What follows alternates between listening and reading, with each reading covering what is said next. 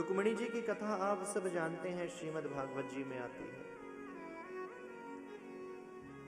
कि जब उनके भाई ने शिशुपाल के संग विवाह पक्का कर दिया तो रुक्मिणी जी ने संकल्प लिया कि विवाह करूंगी तो भगवान श्री कृष्ण से अथवा अपने शरीर को मैं समाप्त कर दूंगी।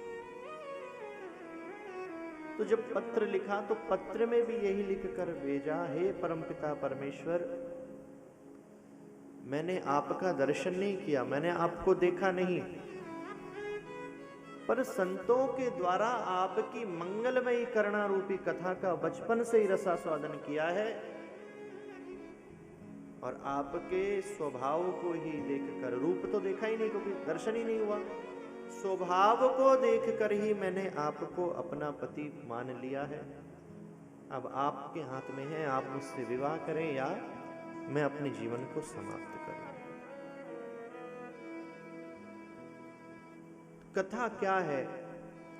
जो परमात्मा के सुख को जीव के हृदय में उतार दे वह कथा है। भगवान कृष्ण के जीवन में जितने भी संकट आए सांसारिक प्राणी के जीवन में कभी नहीं आ सकते। जन्म कहीं हुआ, जन्म लेते ही कहां जाना पड़ा, 7 दिन के हुए पूतना आ गई, फिर तृणावत आ गया, फिर धेनुकासुर, व्योमासुर, शकटासुर, आता ही रहा कोई ना कोई। कंस को मारा, आराम से शांत होकर बैठे तो द्वारका भागना पड़ा। द्वारका जाकर बसाई, सुंदर राजपाट प्रारंभ भी हुआ था, तब तक कौरव पांडवों का संदेश आ गया, वहां पर गए, उनका युद्ध समाप्त कराया।